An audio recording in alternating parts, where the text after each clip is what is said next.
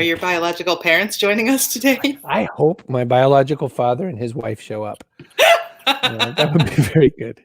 I don't know why that started. I just I thought it was really funny. Because we were interviewing Barry Eisenberg, and in his book, the main character discovers his life is a lie because he was actually adopted or something, or he didn't know who his dad was.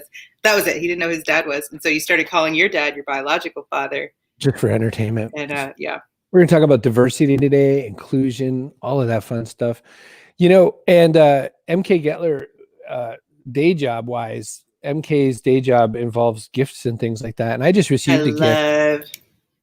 You're a great gift giver, and you know that site, but this didn't come from that site, but I received a gift and it is cat butts on a mask.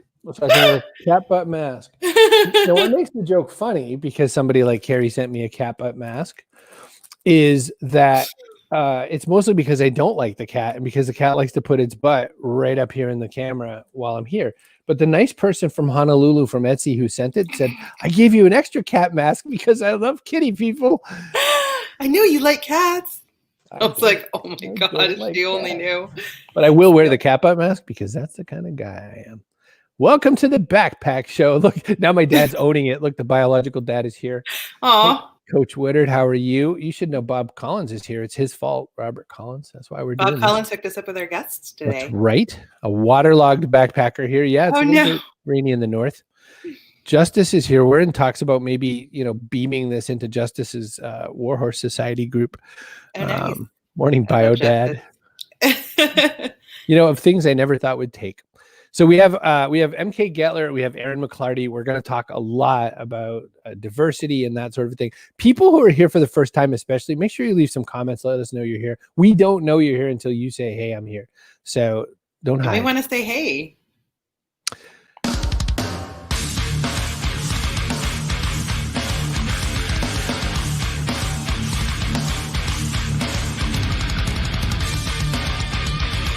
Backpack Show. Now we have You're getting soft because you don't interrupt me anymore. Now you just wait for me to finish what I said. I'm waiting for you to say something longer that I can interrupt, and it doesn't. I got smart about it. You are smart. Yeah. Not a single person left a comment. By the way, I have these, so I'm thinking about laying them out somewhere where we can get some seagulls later. That's horrible. I was just going when you see them, don't you get that like gut reaction? I must cut these. Yes. It's so crazy that happened. Well, guess what? People are not doing that way. That turns out. There's a whole new bunch of videos out of little animals with their masks on, so now they're safe. So, hi, LinkedIn user. Sorry that you didn't tell StreamYard who you were, but I'm sure you're nice. We're going to bring out MK and Erin at the same time because it's kind of a gang conversation. And look at that. There's Troy Rudder. There is author Lenjoy. I don't get a yellow card because I'm the one holding the buttons. So I could still do it, but I would break my connection. Erin and MK, save us. And how can we be off the rails? We just started. It's my biological father's wife who gave birth to me. It's Diane Brogan. Erin and MK, hi. How the heck are you? Thanks for being on the show. Thanks for having us. Hey, squad. Thanks for having us. Doesn't it sound like Chris has this like cool non-traditional family? It's exactly what like you would think of if you said 50s family. It's like mom, dad, 2 boys, kids. That's it. Chris, as you were showing the rings from like the drink holders and stuff, I get so pissed when I'm cutting. I'm like saving every turtle, turtle, every single seat. Like I'm out there with my cutting shears out there, just angrily trying to save the environment. Right. Now see, I will leave those plastic rings on while the thing is sitting in the refrigerator and struggle to get every one out, every single drink individually out. Until it's absolutely empty. And when I'm down to the last one with the little ring thing stuck on with all the empty holes, then I'll cut it. Wow. Colin Browning's here as well. Okay. So we said this is Mr. Collins' fault for dragging you in, but we're so excited to have the conversation because it's a whole new world, as they would have said in a Disney song. And my thought is that there's a lot of people doing it interestingly and poorly since George Floyd, where they decided, I guess we have to do it this time. Sorry, all those other times we said we cared, but now this time we have to at least look a little more like we're doing it. No, a lot of people did lapse back. I've seen a lot of spikes where somebody who's never had like a person of color on their show or something will have like 1 or 2 right then and then never again. Yeah. I told Carrie that I was watching a particular person in my Instagram stream, and it was like if you do the Instagram where you see the 3x3x3, white, white, white, white, white, white, white, white, white, two people of color, white, white, white, white, white. And I was like, oh, that's interesting. And then of course you time it, and it's right to George Floyd. So I guess I'll start with Erin. I'll ask the question. You help with law, you help with nonprofit. Is it that hard to drag this into the storyline? How does it work? And I'm going to ask a similar question to MK about that from a marketing perspective. Sure. So, interestingly, I work with impact, so nonprofit as well as socially conscious businesses. And, I think there is more license for nonprofits to have that storyline, especially in the US. For businesses, what tends to come up is what are you willing to give, to sacrifice, to acknowledge? And that's what makes it a little bit harder for, I think, business clients to do more than just have, two of their Black friends show up twice and then revert back to previous ways. That's interesting to think about, because it just seems like, hey, look, the door's open. You can come into this lane now, and you could just try to learn how to be an ally. And I haven't. But imagine the shame. I think there's a whole psychological piece to this. And one of the things that I try to talk to my friends who are really doing their ally work is to acknowledge that there's going to be a lot of shame and guilt and not so good feelings that come up in the process. And we have to be honest about that. So I think what tends to happen is people, they say, yes, I'm an ally. Some of those feelings start to pop up, and they don't necessarily want to acknowledge it. And so then they kind of back off and don't have the tools to figure out what does it look like to push through this, realizing that there's some privilege and some other things that I've had for a really long time that I wasn't aware of, that I may have unintentionally oppressed, and have an opportunity now to fix that. It's a fine line, though, Erin, because it's not like everybody deserves some kind of plaque or award for realizing that they have privilege. Yeah. Some of them think they do. But at the same time, you don't want to come down on people who are at least trying, when some others are like snap right back to the white roster for their show. Super tough. And it's one of those, whenever I have conversations, to your point, Carrie, what is the grace? What is looking at people and seeing when we're having these conversations that's unintentional, and yet they're still thinking about impact, and when do we actually acknowledge, okay, you're not really you're not interested in asking questions, you're not curious. And so I may need to come down a little bit harder on you than I would someone else. It's definitely a fine line. However, it's not the feel good journey that I think so many people try to make it seem like. So if you're not prepared to do that internal work and confront and reckon with some of those feelings, it's inevitable that you're going to revert back, because you're not going to want to deal with the feelings that come up in the process. MK, you run marketing at Alice, and you also do other projects and whatnot. You've done marketing strategy for a lot of people for some time. One question I have is, do you bring this to the conversation before anyone asks you, or how does that work for you? How does all of this kind of fit into who you are and what matters to you? Yeah, everywhere I go, this is what I talk about. I talk about the fact that we have an opportunity to have empathy and patience with ourselves, but we also need to have empathy and patience with those that are around us as well, too. So to Erin's point, if you're not going to be willing to have empathy and patience with yourself, to go through the process of understanding what allyship means, including coming to, the understanding that like some things are going to be like, you may have done a few things wrong and you're still going to do more things wrong. Like that's a really important thing for you to reconcile. The same thing also happens. So when you're in an allyship program, more often than not, most people don't realize how much additional weight is on the shoulders of other marginalized folks, and how much weight those folks are carrying as they interact day to day. And then you have to add in the layer of like, oh, and I also have to educate you as an ally in this process. Like that's just yet another dimension that they have to live and breathe and carry on their shoulders. And so having patience for someone as they carry those additional responsibilities, if you will, or share those responsibilities. That's my biggest thing right now, is that I'm so surprised at how many people raise their hand and say, I'm an ally. And you're like, cool. Now what are you doing? Yeah, exactly. And the next step is like, I don't know where to start. And I'm like, well, I don't know. It's a new tool. It's really trendy. It's called Google. Get on there and just type how to be an ally. Like there are so many free resources out there to take that next step. And then to Erin's point about folks, coming to the realization, recognizing there's going to be an emotional process. There's catharsis in that process. You have to go back and reflect. But that initial step is kind of where I find a lot of folks are hung up right now when it comes to allyship. It's like, I'm an ally. What do I do?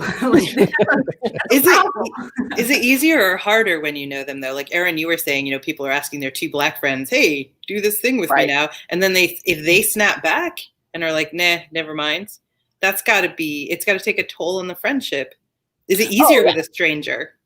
Almost. Okay, did you want to? Yeah, I'm all about that tough love. So like the folks, I can remember a very vivid conversation I just had with a colleague of mine who also was like, I'm here. I just don't know where to start.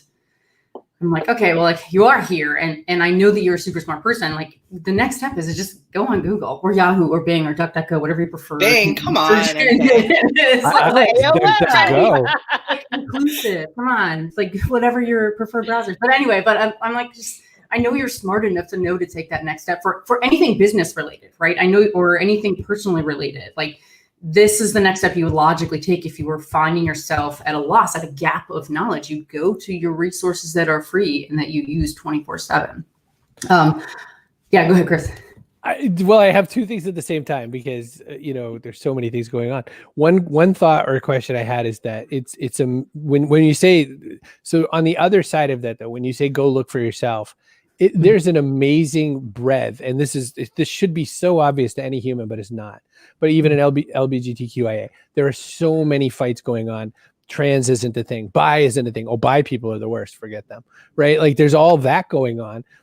In white allyship, I was told read White Fragility, and then I started just recently reading people saying that might not be a good book for you, and I was like, come on, I'm not white enough. I don't know. White Fragility is all about, how you have to admit that you're racist, even though you're not necessarily racist. You're still feeding the system and all that sort of thing. And I was like, okay, got that. Okay, I can learn some more. And then I just read 2 days ago that White Fragility is not a good book, or not like an okay ally book. And so that's better than Mein Kampf. I mean, it's all relative, right? It's like you at least try. But so my question back is, so then what? Like, how do you know if you're educating yourself the right way? That's the reasonable question. So I don't think the right way is a one size fits all process, right? Like everybody's going to be at a very different journey in their progress and understanding and depth of understanding of being an ally and being equitable and being inclusive and knowing the benefit of having a diverse perspective in your world. So everybody's journey is going to start different. So while someone who may be far, far progressed in their, understanding of bias and, racial systemic issues, understanding that like White Fragility could be a really good place to start for someone. Absolutely. Because their journey, it's just like the buyer's journey in marketing, right? Everybody enters your funnel in a very different phase. Like everybody enters the allyship funnel also at a different phase and a different. Ooh, there's a funnel. There's a funnel. The marketer. Can't how to say it. Sorry. You're in the consideration phase. Like, do I want to be racist still? Yeah. I don't know. They're evaluating. What other non-racist options are there? Erin, I want your take on that. And then I have a question. No, I agree entirely that one of the questions I always ask is for whom, by whom. So I'd be curious, first of all, who said not to start there. There are a couple of different contingents that I don't necessarily stand for personally.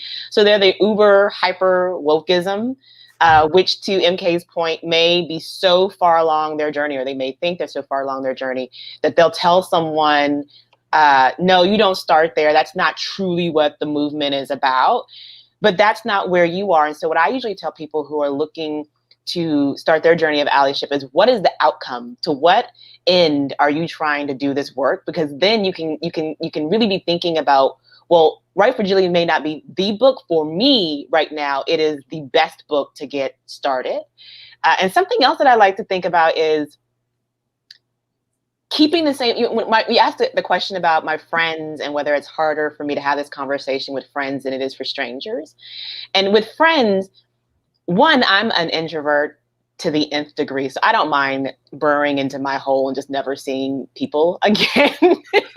So it doesn't bother me as much. But I can also say, listen, that same energy you had when you were going hard on Farmville or World of Work or whatever it was, and you read that 1,000-page manual and weren't so concerned about doing it the right way, keep that energy on Google when you're trying to figure out allyship. You know, if you can sit there and research hours on corn gems, then you can research for a couple of minutes on figuring out just a list of books that will get you started. I definitely wouldn't focus too much on the perfectionism, because that's what I think ruins most people's journeys around allyship, is how do I do this the right way?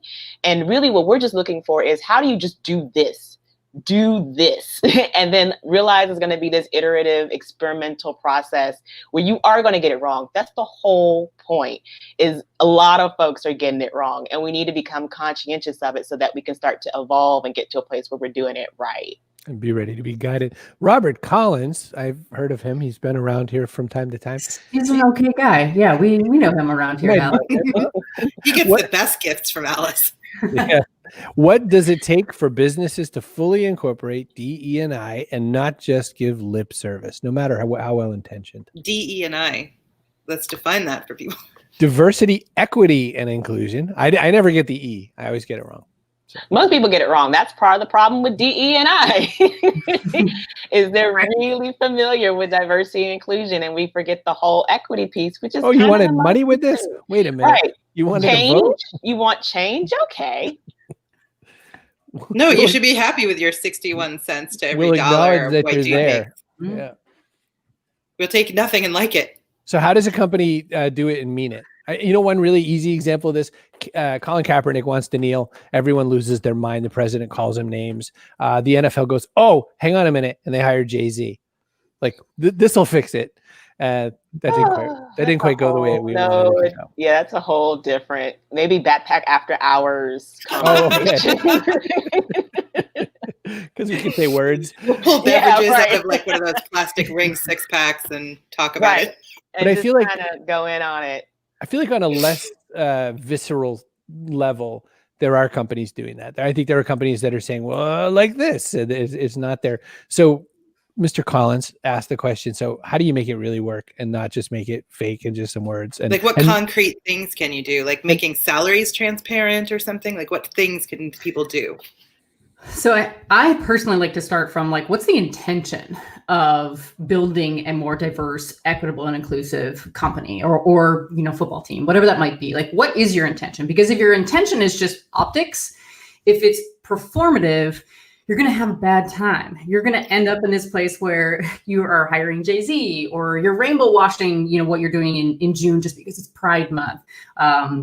And so you have to really take a step back and say, like, why are we doing this? And have that thought and intention baked out fully before you take any action. If you have any malintent or any self-serving intent inside of that, you're going to, the public is so smart. They're so informed, and they're used to misinformation 24/7. So they can sniff out a fraud and a fake pretty quickly. So with that in mind, once you have laid down the intention, you understand, my advice is always, especially for corporations, is to start inside before you ever go outside. So if you plan on developing a diverse, equitable, and inclusive company, you need to look at the architecture of your business to know that you are going to actually support diversity, equity, inclusion. At that point in time, once you have the right foundation internally, you're starting to make some incremental progress, you're starting to make some change. If you want to share that change because you think it's an important and valuable lesson for others that are in your community or in your ecosystem, then go ahead and do that. Go ahead and show your notes, show your sheets, so that I'm all about Cliff Notes, by the way, too. So like whatever corner I could round out in my professional path, the fastest way from point A to point B is the way that I went to. So like, show other people your path to success so that they can borrow those notes, so that they can start building that same kind of infrastructure. But again, if your process is to start from the optics, start from the performative nature of what you're trying to build from the outside looking in, you're going to have a bad time. Things are going to fall apart very quickly because the public eye will be far more discerning than your eye and your gut reaction to try to change something. Absolutely. And for me, it's equity has to be centered in that process. If the end that we're getting to is not equity, then that's where you get into some of the washing that MK is talking about.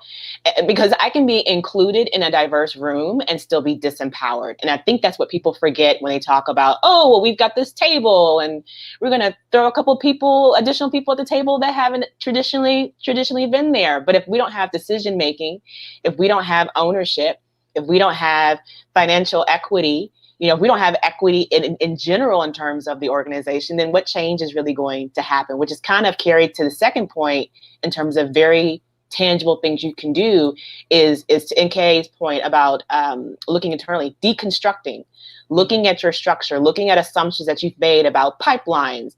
We saw Wells Fargo president made a not so intelligent comment about Black talent and he can't find it. No, you can't attract Black talent. Right. And so maybe we need to be looking internally to see why is that and what is it that we need to do to make sure that when we recruit, when we're going out there, this is something that people actually see value. People of color actually see value and Blacks actually see value in. So that deconstruction is important. That transparency is important. Looking at who your decision makers are. Who are your financial stakeholders? Do you have a bunch of people of color that are in managerial positions, but all your investors and the folks that really hold the money are all white? Again, we're not necessarily going to get to that change that we're talking about. And so it's doing all that internal work to figure out how do we reflect this ourselves and who we are, how we operate, and what it is that we do. And then inevitably that starts to flood out into the product and the service and the way that you handle that. Having a diverse supply chain, making sure that you're paying people not only a livable wage, but they own their intellectual property and they can leverage that to buy more businesses and they can grow and all those different things. We are going to dig into this even just a little bit deeper. I have to do a little bit of sponsor love because that's what I do here. And so I am going to get that ready to go. Listen, I will do this and I'll do this. And I'll do this. And our first sponsor of the day is Len Joy. Len Len. He just dumped the price of his book down to 99 cents. You've got $1. You've got 99 cents. Not just any book. This is a collection of short stories, and Len paints a really rich narrative. His characters are really interesting. So grab this for 99 cents. That is stupid inexpensive for this. It's a very entertaining book. It's a gateway drug book. So go to cbrogan.me/letgo. Get stories by Len Joy. It's letting go. There's a whole collection of stories. Some of these stories are written in between some of his big works. So you can almost use it to look as like a sketch pad sometimes for something you might have picked up in one of his other books. Now, listen, if you are lazy, and I am pointing my finger right at me when I say this, if you haven't read a whole lot of printed material since COVID, like me, but you really have kept that Audible alive and well, you can email lenjoy7@gmail.com. And Len had to ask the audiobook holders, can you give me some of these? This isn't free. He had to say, can you give me some of these? But for you, it's free. Email lenjoy7@gmail.com and you get the free audiobook version. So you could pretend like you read, quote, I'm doing air quotes. Please stop it. Audiobook people are not lazy because I myself am one and I listen to them while I do other things. That's right. You be quiet over there. And then don't judge my book consumption. I'm judging everything. All right, listen. You want to make a show like this? You want to get incredible guests like Erin McClarty and MK Getler on your show? Well, you probably can't, but you could make a show. Go to cbrogan.me/StreamYard, and you're going to have to work your way up to guests like this. You're going to have to start with your neighbors. You're going to have to invite some other people that don't really have any opinions, and you can start interviewing them. You talk it off. StreamYard. The important point is it will be very easy to bring whoever you want on your show because StreamYard makes it incredibly easy. One click and they're in. One click and they're in. They should pay you because that's a really good, I think that's a good buzz line. All right. And finally, we are sponsored by Pubsite. Authors, have you gone to all the trouble of writing books just like Len Joy, the author, has written several books? Well, you need a great website to promote them and sell your stuff. You can go to Pubsite, pub-site.com, and you can put your awesome, amazing works of writing on a site that took you just a few hours to put together if you want to do it. Even if you're not technical, which a lot of people are not, and building websites seems impossible, they have all the pieces you need. You just put them together, choose your elements. It's really, really easy. You get a 14-day free trial to check it out. If while you're doing it, even though it's easy, you're like, forget it, I want them to do it, they can do it for you. And it's $499 to have them build the whole site for you. But if you want to do it yourself, $19.99 a month. 14-day free trial to see if you're that dumb or not. Like, also, you have 14 days. Yes. So Len Joy is an award-winning sports fiction author. He could put those awards on his Pubsite website. People will not know if you don't tell them. That's right. Toot your own horn, guys and girls. Len's a triathlete. He can put that on his blog. You could see the man behind the book. The person, the lady, I prefer the athlete. Yep. So you should also know that listen to an audiobook while you do a triathlon, by the way. I do that. So Pubsite, I just don't do the triathlon part. Pubsite also sponsors Person of the Day. So get ready. We're going to have to pick a juicy Person of the Day. Although everyone got awfully quiet because, we're talking dangerous, scary things. So no, see, so that's the thing. Whenever we've had, when we had the dominatrix on, right?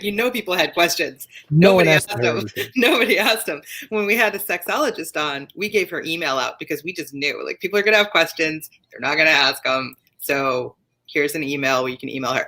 But what MK is saying is if you have questions and you're not comfortable asking them right now today, there's a website you can use called Google that probably has answers for you. And they even have an incognito mode. So Google technically doesn't even need to know that you're asking this question. How to not be racist. Yeah. Am I racist? Is there a quiz? There actually is. There are quizzes out there. I don't want to check myself. I'll check myself before I wreck myself on this. But there's a quiz out there done by, I forget what institutions, an educational institution. It's probably something like really obvious, like Harvard. But they have a test out there that says, how biased are you? Yeah, that is Harvard. Unconsciously. Yeah. It is Harvard. Okay, cool. Yeah. Just always miss Harvard. Right. They're smart. That's probably what they would do with their free time. Not at all privileged. Not at all privileged. Or biased. They're definitely reading books, like physical books. They're not listening to audio books. There you go. Yes, Project Implicit. There you go. And then then you wish to proceed. I love that part. Yeah. And then you're faced with about 806 buttons to push. Yeah. Well, if you're not willing to push some buttons to figure out if you're racist, I don't think you're ready to be an ally. Well, actually, though, I'm just going to say, I was just clicking this just to, demonstrate that I could find something on Google. But it's interesting. The very bottom one says weight IAT, and you decide by the pictures, which person's fat, which person's thin, skin tone, religion, weapons. Do I see a weapon? Because I'm trying not to make a joke out of it, but it's so amazing how many times people identify weapons that it's a hairbrush or anything but a weapon, and that's always their thing. Yeah. That's always, I'm pretty sure I saw a weapon. Now if I were in that spot, I don't know what I would do. I would probably be pretty panicky. I would like to not think I would shoot. I don't know. But people have a lot of built-in biases though about all sorts of things. Like I have tattoos now. I didn't always have tattoos. They're fairly recent, the last few years, and people definitely look at me differently when they're visible. When they see your tattoo versus when they don't. Yeah. I mean, it's a big ass tattoo, but I get it. But still. Sure. It's a picture of Chris and his bio dad actually on your arm. Is that what it is? Yeah, that's what it is. She has my dad in the other arm. Yeah, they got flower. I don't know which side you can see, but I've got flowers that go all down this side of my arm. Awesome. And then I have a raven on this arm. But so they're not like subtle or anything like that, but I waited to get them. But there's definitely a difference in the way people respond to me. They're not like, oh, she was first in her law school class. It's like a whole different attitude. MK has a tattoo. I have multiple tattoos. I got tattoos out the wazoo. There's a little heart right here on one of them. And not a heart. It's a I thought on your other one, or unless that's not you on your website. No, this is actually, that's not even me, by the way. Who's that? See, that's what I'm getting at, lady. Just some stock person. I don't know. That's no good. But I like the fact that you thought it was me. Yeah. No. Yeah. Well, it's the attractive wrist. It's an androgynous photo. It could have been anybody. Hey. That's exactly why. A very attractive wrists is what it is. Well, but why would a marketer use a stock photo as their hero image? Because nobody will photograph me buttoning up my shirts. No, I'm just kidding. That's ridiculous. We could get some volunteers right now. Raise your hand in the comments to photograph MK. Or don't. Wait, did we switch to the after hours episode? Yeah, where's that yellow card for me, Chris? No, that could be the first ever time. I earned that one. So we have one for me, but I'm pushing the buttons today, so you're never going to see it. But they just saw it. Shh. It's not real. Listen, okay, so I have a question that kind of relates into this, and it relates to me pointing out the site and saying I thought you had a little heart tattoo, and that's not me, and blah blah blah. I had a really weird step in it kind of moment, and I want to understand what you would have done next, or what I should have done next, because what I did next was like turn purple and run away. There is a person who was assigned female at birth. I know that language. And who turns out identifies as female, but always dresses like a guy, always. And like a guy being the key word here. See what I'm setting us up here. Mm-hmm. I said, I'm just curious, do you identify as male or female? And it turned out that was not a good question. I felt it was a, I'm here to learn question. But they didn't like my question. They weren't mean. They were polite. They were polite in that sort of way that people who are somewhat androgynous get it their whole life. Are you a boy or a girl? We had Melissa Falavino on, and that's she wrote a whole article in Tomboyland. The essay Tomboyland is about really excellent book. Check it out. Amazing book, worth reading. So I'm just curious, like, and I can insert the same sort of thing. My friend Victor Davis was talking about his Cape Verdean fiance, and his family hated him. And I said, why do they hate you? And he goes, because I'm black. And I was like, she's black. And he goes, no, she's Cape Verdean. Yeah. So what do you do? What's the next thing after you realize you may have just stepped on an accidental landmine? That's my question. Erin, you want to take this on? I saw your mind percolating. So if you want to have at it, have at it. They're both like, no, I don't want to touch this. Nope. Honestly, so I don't exactly know how the person responded in response to this question when you feel like you stepped in it, because for all intents and purposes, your heart was in the right place, right? Like you were trying to have a moment of learning and understanding. And if I were in that position, if I were you in that position, I would actually just say like, thank you. And just say like, thank you for, teaching me some more. And thank you for helping me to evolve my vernacular, my understanding, my perspective, my XYZ in here. I will say that just like most folks are on a journey of understanding their unconscious bias or understanding and navigating this territory as well too, as an ally, folks who are also in a marginalized community also go through their own journey with this process as well too. Yeah. And so we have to understand with these asynchronous processes happening simultaneously that sometimes there are going to be moments where like both parties step in it, right? Some people may react very strongly to a question like that. I actually encourage those types of questions. My nieces and nephews, I ask them to ask me these questions so we can have an open dialogue and we can learn the types of, words that could be out there. The lexicon is so vast, more vast than it ever has been. And our understanding and empathy for one another it's just like a muscle group. You just need to condition it. So the sooner on you condition it, the better. And the more frequently you condition it as time goes on, the better. So with that being said, like you're asking for something a little bit more tactical there. I would just say like, thank you, and have empathy in that moment, in that situation, because that person could also be going through a different part of their journey as well too, where they need to understand that like, I need to be more empathetic of someone asking these types of questions and understanding where they're coming from, just as much as you need to understand where they're coming from in their journey. So don't run away. Don't run away. Don't turn purple. That was shades of gray. That was probably involuntary. Breathe. I have the thinnest, frailest Irish people skin in the world. So like, if I feel anything, it's like, whoosh, here you go. No, that makes complete sense. That was very well put. I was immediately thinking, there's a lot of trauma that a lot of people are dealing with. And so that is something to just be mindful of is, how many times has someone been asked this question? How many times have they been triggered around it? What trauma do they have around it that may come up? The most important thing that's been, I think, a biggie for me is one, acknowledging that the environment we're in right now encourages some of that wanting to run and hide because our call out culture has gotten to a next level. And I don't necessarily subscribe to the way that it's always handled, but you make a mistake on Instagram and you may have 1,000 people roll up on your profile and have something very not nice to say about you. And so it makes sense, is what I'm saying, that you may feel that way. When I am having these conversations, it's also decoupling myself from the it's. So that I am asking this question does not make me an ist, and that I have made the mistake doesn't necessarily make me an ist. And so just being able to remove ourselves from personalizing when we get a criticism and someone says, hey, you know what, that question you asked or the way you approached this is why it was a problem for me, is not to say, and you are a terrible person and you deserve to go to the sunken place and rot, but that, hey, the behavior was problematic and I am taking time to point that out to you. And I think keeping that in mind also helps, because then we realize, okay, this doesn't dictate who I am as a person. It's just purely the question that I asked that was problematic, and may have just been problematic because of the timing and not necessarily because of the question. And it is something that comes up, so my name is Erin McClarty, which is incredibly Irish.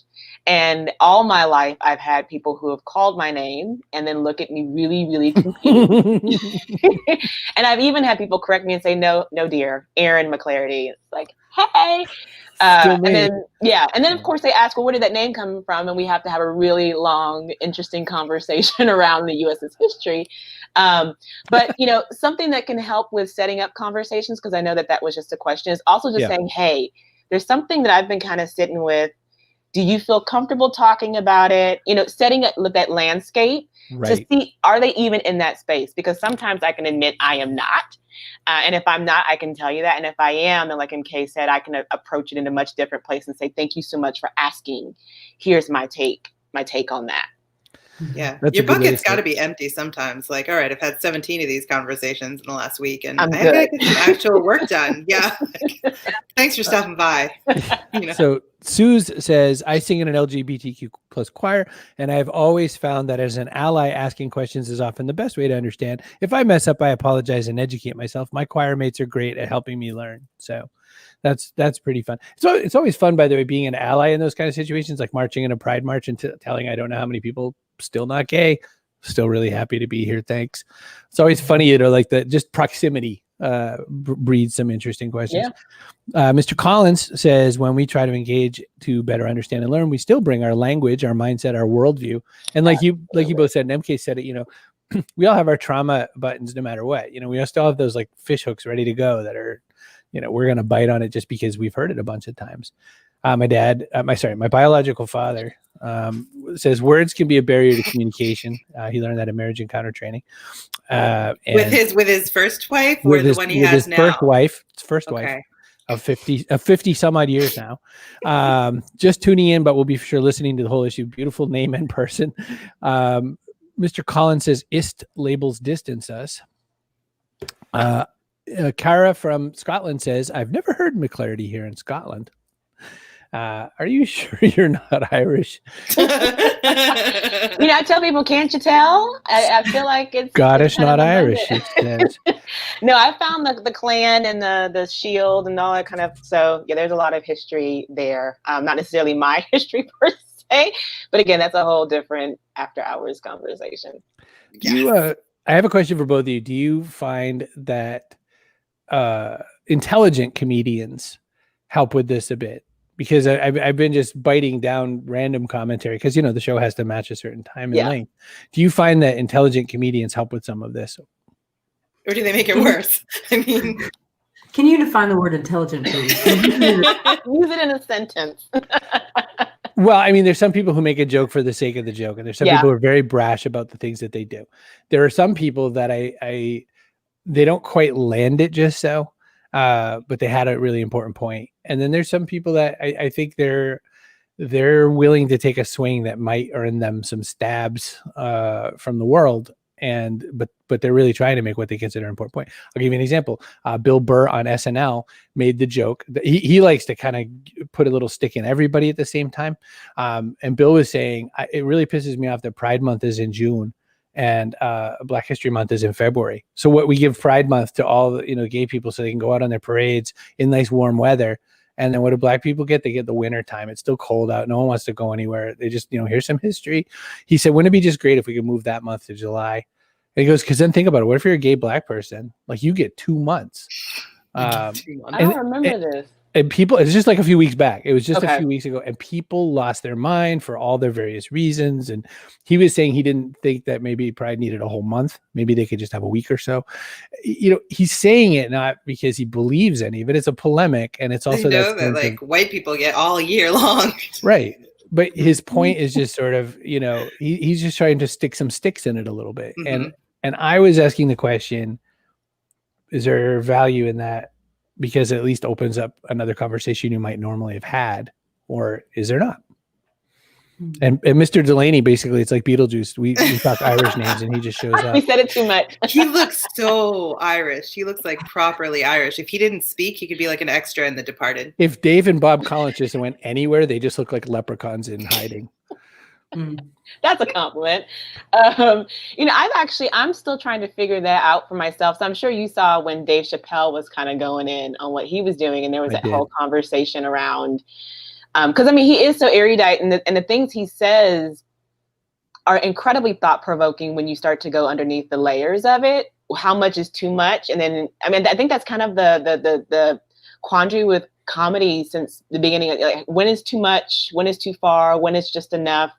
I don't necessarily know. I from what I have heard and what I have seen, there's a very fine line also, though, in terms of what role the topic plays in that conversation. And so are we creating these typical stereotypes and archetypes? And are we using those stereotypes and archetypes in our language and in our setups that are dismissive? And so a lot of my friends, gay male friends, will talk about the stereotypical gay male that you'll see in Hollywood. And so, yeah, when you're keying it up that way and it's diminishing and one-dimensionalizing them to this one stereotype, regardless of the commentary that you're getting to, it's reinforcing something that's really hurtful for a lot of people. And so I get that. I don't know that I have an answer. I tend to err on the side of I never want to intentionally hurt anyone. And even Chappelle had a very frank conversation around intent. And even if he tells a joke, it's not an intent. And so, you know, I don't know, MK, I'm curious what your thoughts on it are. Yeah. So what's also really interesting about this moment that we're in this conversation is that going back to my comments about this asynchronous journey, right now, Erin and I have a really interesting responsibility on our shoulders to like speak up for marginalized groups and like represent all of our people in this moment. And I wrote this down, this like call out culture, because I can imagine someone who's on that personal journey, like being like, oh yeah, snaps to that really resonated with me, or someone who's much further along who's be like, oh my God, you're so regressive. Like, this is like, of course, comedians shouldn't be able to do this. So I want to recognize that moment and just say, like, it's tough when we are asked those types of questions because we have to represent everybody who is on that journey in the marginalized community. I'll say for me, and like the place that I'm in for it, I'm all about the silver linings, glass half full type of a person, like try as much as I can to be positive. I'm just glad that people are out there saying things that defend and or illuminate some opportunities for change to come into play and the dialogue to just be to be happening in the first place. Again, it's a little bit more Pollyanna of me to like say like, well, at least we're talking about it, right? Is it realistically going to be the biggest, most transformative action that a comedian could do for all of society to help, oppressed, marginalized communities? Like, no. But at least they have a platform and they're using that platform to get a conversation started. They're using that to get both sides to just like start thinking about this. And like, yes, the sum of their parts may not end up being that an entire community progresses forward and moves forward, but like starting the conversation is the place where most people have to do. And a couple people will walk away and say like, you know what? That's interesting. Like, I hadn't thought about it. February being the shortest month. Like, why is that Black History Month? Or even like, why is it Black History Month? Like, hard stop. Or like, why is June Pride Month? And just asking themselves these questions. I think that is where Pollyanna in me gets really excited, because then some people are walking away with nuggets who may not have otherwise had those nuggets. Yeah. I'm with you there. Dave says that brands can rehearse without an audience, but comedians can't test material without a crowd. Yeah, that's a dangerous thing. Kara pointed out, and I was thinking about this a little bit as well. Hannah Gadsby, most intelligent comedian with important things to say. Hannah Gadsby's special Nanette really shook the comedy world and really earned a lot of interesting ire from fellow comedians who were like, that's not comedy. That's not a stand-up set. Like it was a spoken word piece or it was a whatever. Like this is just like every group starts self-defining and then having this is us and this isn't us kind of arguments. And Absolutely. This was comedy did it in this case. That's Chappelle 846. That is some of the most incredible material ever. But he says at the beginning, he goes, this isn't funny. We're not going to laugh a lot. I got a lot of things I got to say. And I didn't want to talk about this stuff. There were so many important people saying what they needed to say. You didn't need to hear from me. And he says, but it's not going to be funny. Like you might laugh a few times and I hope you do, but this isn't a stand-up routine. So it's interesting that even in that space, that's changed a little bit. Yeah. We have a few things to do. We have to do person of the day and we have to ask the backpack question. So I'm going to tell you what the backpack question is. You can think about it now. It's just what goes in your backpack. And the idea is that the world is all exploded all around us. Everything's crazy. We're on shifting sands. You have only a backpack worth of materials to bring with you to kind of survive and thrive for the next 5 years. It can be something physical. It can always be something metaphorical, grit, drive, determination, that sort of a thing, or an avocado, a banana, the Bible. Our beatboxing friend Butterscotch said a banana because that is what she uses to make the best sounds for beatboxing is the sort of what you got in your mouth after you beatbox with bananas in it. So that's how she did it. All right. Person of the day sponsored by Pubsite, pub-site.com. Get your own. I always just kind of pick one. Hey, look, Corky Eden's here. Hi, Corky. I was going to say that I don't know that he's been person of the day yet. I'm just going to go back and find the quote. I'm going to make my biological father, Steve Brogan, person of the day. I like his responses and thoughts, and I like my mom's. And it's really hard because, of course, there's a bias. He's my dad, but you know what? You're entitled only biologically. He's only my dad by birth. And raising. He supplied the materials for half of the project. You're entitled to an apple just like that one, Dad. You just have to go to a store and buy it. Please, like Instacart it or something. Please don't go out. Stay safe. That's it. Let's start with MK Getler. What goes into your backpack? So one thing that I've been trying to squeeze and fit in my backpack as of late is self-care. It's a process. It's a process. So we didn't talk about this. One facet of my identity is that I'm a recovering addict. And so I spent a ton of time, not just like thinking about self-care in a sense of like I'm part of a marginalized community. I need to work on my Teflon, my outer coating, but like self-care is such an important skill to learn. If I were to like remove myself from the equation, I would advise everybody to put this in your backpack right now because we don't know what next week's election may unfold, or we may not know what the pandemic, how that might unfold. So the more you can teach yourself self-care, the better you will be in the long run. Many of us were forced to learn that. That's good advice. Yes. I have a weird sort of 140 character required answer for this question because we have to close the show. But people dealing with addiction, it's a little trickier because a good lot of people when this pandemic hit said, you know what I can do to feel better, and they started their consumption went up. It's 648% up in general, and the only other thing that went up that high is porn and sex toys and things like that. Massive money in spirits and porn. So the sort of shortest version of the answer, what's your version of your non-addictive device that makes you what are you stimming out on, so to speak? I'm gonna go with porn and sex toys. Yeah, I was gonna say you already answered it, so we're never mind, I'm good. Blush time. Erin McClarty. Papa Brogan. Oh no, my God, they hung out with the dominatrix and the adult film star. Oh, okay, so that's a different kind of. They're actually kind of cool that way, but I can't talk about that on the show. Okay. I'll tell you about my grandmother later. Tell me a little bit, Erin, what goes in your backpack? So I was trying to think of this earlier, and it keeps changing. One would definitely be a gluten-free treat because we get forgotten so often. So that's absolutely going in the backpack. And I think the other would just be community. Ironically, with me being on the more introverted side, I still have very deep connections and roots with very key people.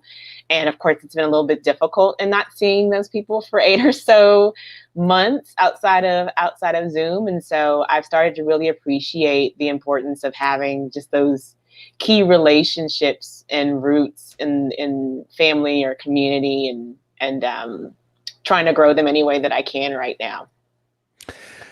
Community. You can't spell it without UNITY. Don't get me started because I'll start to. That's my song lyric of the day. Every show we gets a had song one lyric. already. We had one already. Now you're just did we? like layering on. Terrible. One's enough. One's enough. 8 is enough. All right. So let me, you know what I didn't do? I forgot it because I'm bad and I'm not Carrie, is I didn't push these one more time. So find some people, but Aaron's are the hardest because they change all the way. So there's E McClarty, PLLC.com. And you could go to McClarty03 on the IGs. MK Getler is MK Getler everywhere that it matters. Wicked And smart. So smart.